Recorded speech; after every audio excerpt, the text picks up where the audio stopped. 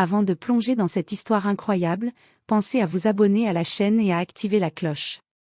Ici, chaque récit a quelque chose à dire, et vous ne voudrez pas en manquer un seul.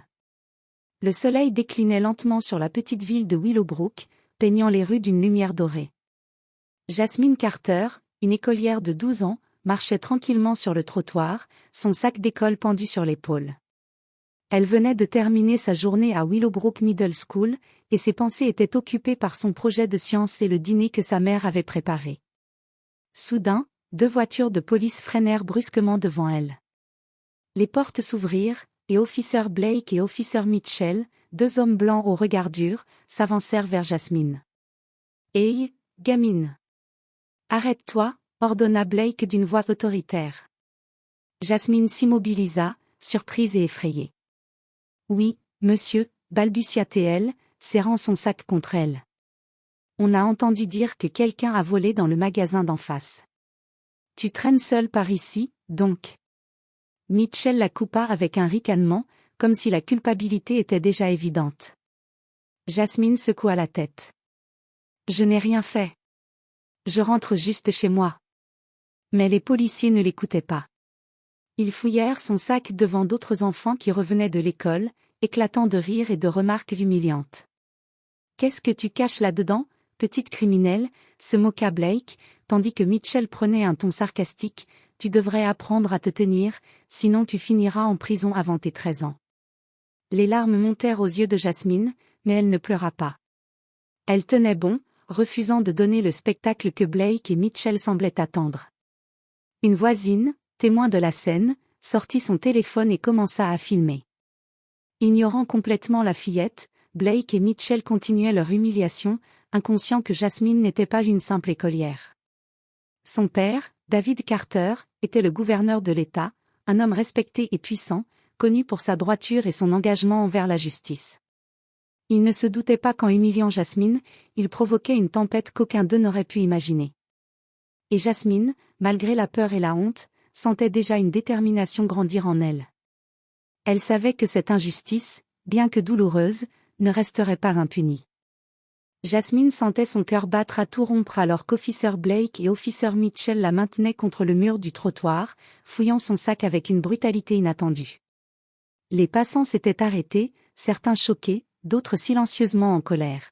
« Voyons voir ce que tu caches, petite menteuse » ricana Blake, sortant un cahier et des crayons comme s'il cherchait une preuve de crime. « Je vous dis que je n'ai rien volé » dit Jasmine, la voix tremblante mais ferme. Ses yeux brillaient de larmes qu'elle refusait de laisser couler. Elle savait qu'en montrant sa peur, il se réjouirait davantage. Mitchell secoua la tête, sarcastique. « Oh, regarde-moi cette attitude. On dirait que tu crois pouvoir te moquer de nous. » Une mère qui passait avec son enfant murmura, « C'est honteux. » Elle n'a rien fait. Mais personne n'osait intervenir directement. Jasmine sentit un frisson lui parcourir l'échine lorsqu'un groupe d'enfants de son école s'approcha, silencieux mais témoin de cette injustice. L'un d'eux murmura, « Laissez-la tranquille. » Blake éclata de rire. « Oh regarde, elle a des admirateurs. Pauvre gosse, vous devriez apprendre à rester à votre place. » À ce moment-là, une voisine sortit son téléphone et commença à filmer la scène. Jasmine ne le savait pas encore, mais cette vidéo allait bientôt devenir virale, faisant trembler la ville entière et exposant l'abus de pouvoir de ces policiers. Malgré l'humiliation, Jasmine serra les dents. Une colère froide montait en elle.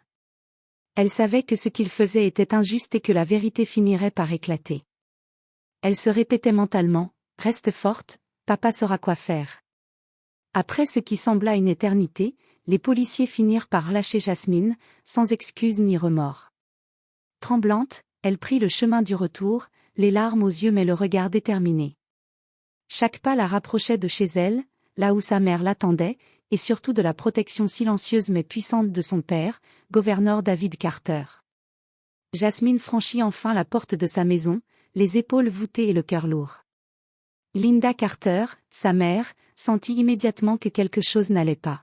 « Jasmine, qu'est-ce qui s'est passé, ma chérie ?» demanda Linda, posant sa main douce sur l'épaule de sa fille. Jasmine la regarda, les yeux brillants de larmes qu'elle n'arrivait pas à retenir. Maman, les policiers, ils m'ont humiliée. Ils m'ont fouillée devant tout le monde, et ils m'ont traitée de voleuse, alors que je n'ai rien fait. Sa voix se brisait sous l'émotion. Linda serra sa fille contre elle, tentant de la réconforter. Oh mon Dieu, ma chérie, je suis tellement désolée que tu aies vécu ça. Personne ne mérite ça. Personne. Jasmine raconta en détail l'incident, chaque insulte, chaque rire moqueur des policiers, la sensation de l'humiliation publique, et la peur qui l'avait envahie. Elle expliqua aussi qu'une voisine avait filmé la scène. Alors que Jasmine parlait, le téléphone de Linda vibra. Une notification apparut, la vidéo venait d'être mise en ligne et commençait déjà à circuler sur les réseaux sociaux. Les likes, les commentaires et les partages s'enchaînaient à une vitesse folle. La vidéo montrait clairement Jasmine, vulnérable mais digne, face à l'arrogance et à la brutalité des policiers. Jasmine regarda sa mère avec des yeux inquiets. « Maman, est-ce que papa saura quoi faire ?» Linda hocha la tête avec fermeté. « Oui, ma chérie. Ton père va intervenir. Il ne laissera jamais passer une telle injustice, surtout envers sa propre fille. » Pendant ce temps, dans le bureau du gouverneur David Carter, le téléphone de David vibra. Il vit la vidéo virale et sentit une colère froide monter en lui. Il ne connaissait pas encore tous les détails, mais il savait déjà que l'honneur et la sécurité de sa famille avaient été bafoués. Il prit une profonde inspiration, composant immédiatement le numéro du chef de police de Willowbrook. « Chef Reynolds ? C'est David Carter. Nous devons parler, maintenant. » Ainsi commençait la tempête qui allait secouer la petite ville, dévoiler les abus de pouvoir et montrer que personne, pas même une écolière, ne devait subir l'injustice sans réponse. Le bureau du gouverneur David Carter était baigné d'une lumière douce du soir, mais l'atmosphère à l'intérieur était loin d'être tranquille. David se tenait debout près de la grande baille vitrée, le regard fixé sur la ville en contrebas. La vidéo de sa fille, humiliée par 2 policiers, ne cessait de tourner dans sa tête. « Comment ont-ils osé ?» murmura-t-il, plus pour lui-même que pour quiconque. Linda, à ses côtés, posa une main rassurante sur son épaule. « David ? » Jasmine est forte. Elle a tenu tête. Mais tu dois agir vite. David hocha la tête. D'un geste ferme, il saisit son téléphone et composa le numéro du chef de police Reynolds. « Chef Reynolds, ici David Carter. Je veux des réponses immédiates. 2 de vos officiers ont humilié ma fille publiquement aujourd'hui. » Le chef de police tenta d'interrompre, cherchant à minimiser l'affaire. « Monsieur le gouverneur, je... » David leva la main, interrompant sèchement. « Pas de justification. Je veux un rapport complet sur cet incident avant demain matin. Blake et Mitchell doivent être suspendus immédiatement pendant l'enquête. Et je veux que toute la ville soit informée que des mesures sont prises. » Pendant que le chef de police s'empressait d'exécuter ses ordres, David se tourna vers Linda. « Nous devons aussi penser à la communication publique. La vidéo est partout sur les réseaux. Il faut que notre réponse soit claire, l'État ne tolère aucun abus, surtout envers les enfants. » Le lendemain, un communiqué officiel fut diffusé à la presse. Le gouverneur David Carter condamne fermement l'incident impliquant sa fille et exige une enquête complète. Tous les responsables de cet acte d'humiliation publique et de discrimination feront l'objet de sanctions appropriées. Les médias locaux et nationaux reprirent immédiatement le communiqué.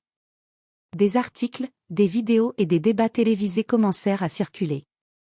La petite ville de Willowbrook était désormais sous les projecteurs, et l'image des 2 policiers racistes humiliant Jasmine allait bientôt devenir un symbole de l'injustice à combattre.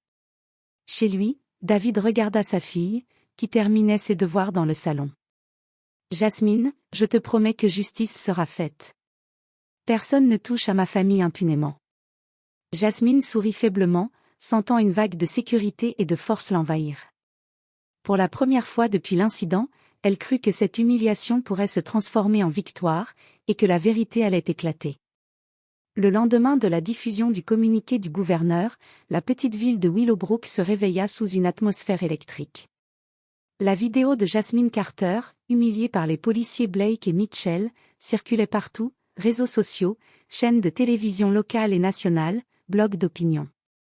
Dans les rues, des pancartes apparaissaient spontanément, brandies par des citoyens scandalisés: Justice pour Jasmine, stop au racisme policier, les enfants ne sont pas des criminels. Des parents, des enseignants, des étudiants et même des élus locaux s'unissaient pour dénoncer l'injustice. Une manifestation pacifique fut organisée devant le poste de police de Willowbrook.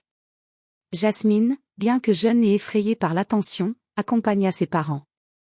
Elle sentait la solidarité de la foule autour d'elle, et chaque cri de soutien la rendait plus forte. Blake et Mitchell, quant à eux, étaient sous tension extrême. Leur téléphone n'arrêtait pas de sonner, les appels des médias et des journalistes se succédaient. Leurs collègues murmuraient dans les couloirs du poste de police, certains choqués par l'ampleur de la réaction. Dans le salon des Carter, gouverneur David Carter suivait l'évolution de la situation à la télévision. Il observa les images des manifestants et les commentaires des internautes.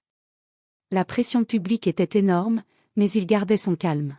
« Linda » dit-il à sa femme, la voix ferme mais posée, cette mobilisation montre que les gens ne tolèrent plus ce genre d'abus.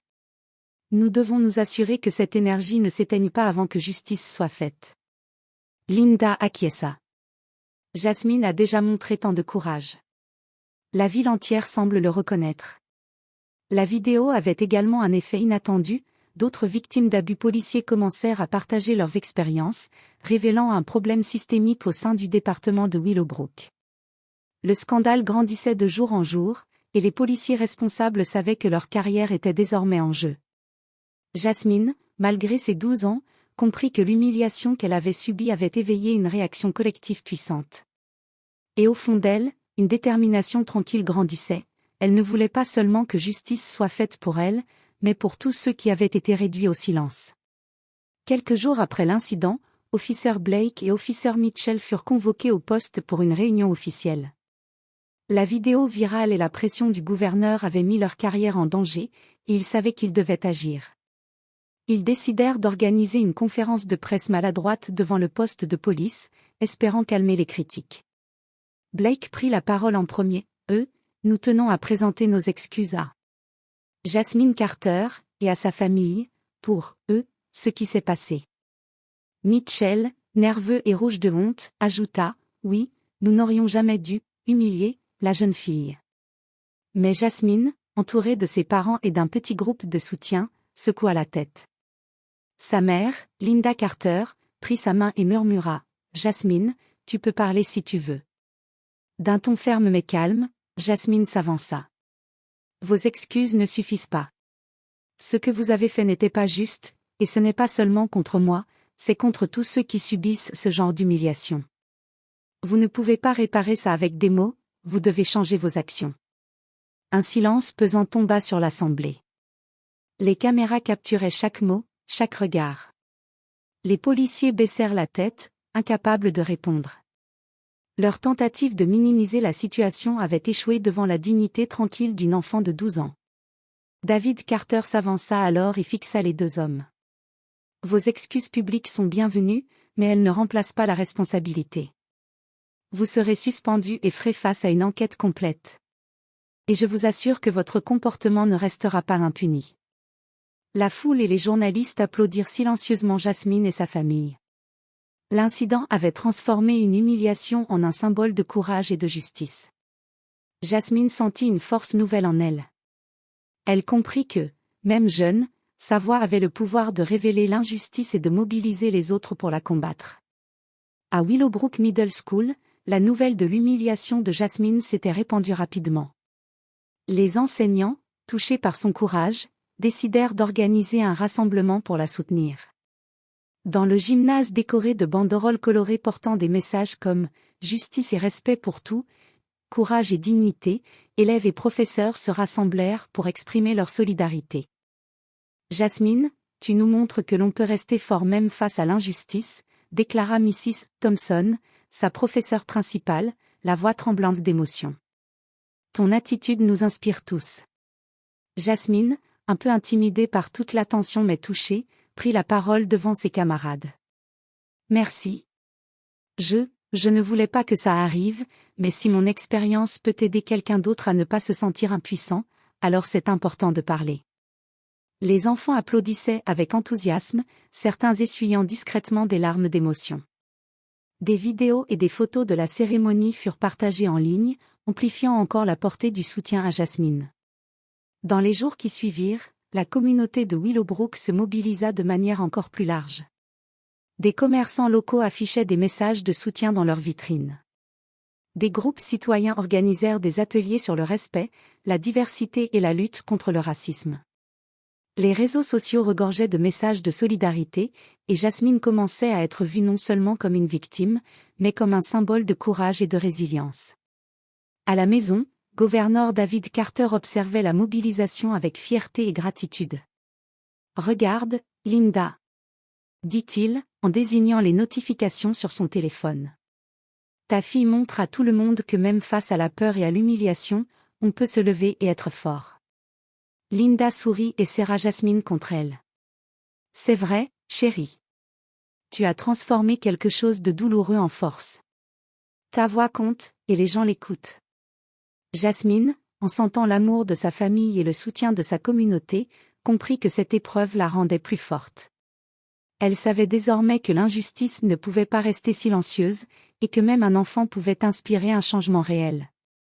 Quelques jours après la vague de soutien à sa fille, gouverneur David Carter convoqua une réunion d'urgence avec ses conseillers et des responsables de l'État. L'incident impliquant Jasmine avait mis en lumière un problème bien plus large, les abus de pouvoir et les biais raciaux au sein du département de police de Willowbrook. « Nous ne pouvons pas laisser cet incident rester isolé », déclara le gouverneur, la voix ferme et résolue. « Chaque enfant, chaque citoyen mérite sécurité et respect. Nous devons agir pour que cela ne se reproduise jamais. » Il proposa alors un projet de loi exigeant une formation obligatoire contre les biais raciaux pour tous les officiers de police de l'État, ainsi qu'une supervision renforcée et la mise en place d'un comité indépendant de contrôle des abus policiers. Les médias couvrirent chaque étape de cette intervention politique.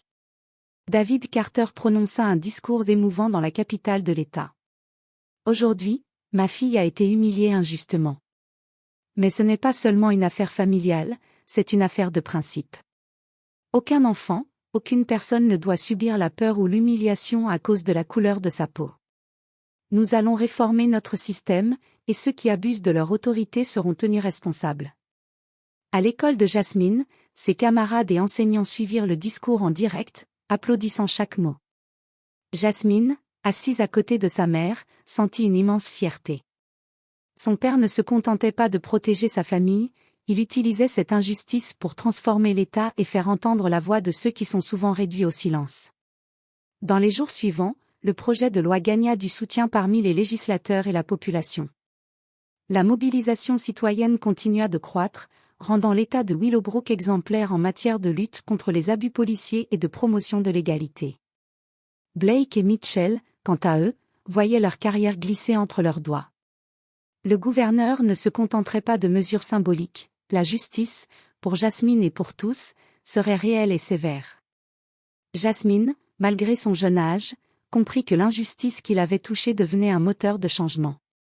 Et pour la première fois, elle sentit que la peur qui l'avait accompagnée ce jour-là se transformait en une force tranquille et puissante. Quelques semaines après l'incident, l'enquête sur Officer Blake et Officer Mitchell toucha à sa conclusion. Les preuves étaient accablantes, la vidéo virale, les témoignages de témoins, et les rapports internes de la police démontraient clairement leur comportement abusif et discriminatoire. Le chef de police Reynolds, sous pression politique et publique, convoqua une conférence officielle. Après examen minutieux des faits, nous annonçons que les officiers Blake et Mitchell sont suspendus et feront face à des sanctions disciplinaires strictes. Des mesures seront également prises pour renforcer la supervision et la formation de tous nos agents. Les médias nationaux couvrirent l'annonce en direct. Dans le salon des Carter, gouverneur David Carter regardait sa fille avec fierté. Jasmine, assise à côté de sa mère, sentit un poids se lever de ses épaules. Pour la première fois depuis l'incident, elle sentait que justice avait été rendue. Mais la leçon allait au-delà de la punition des deux policiers.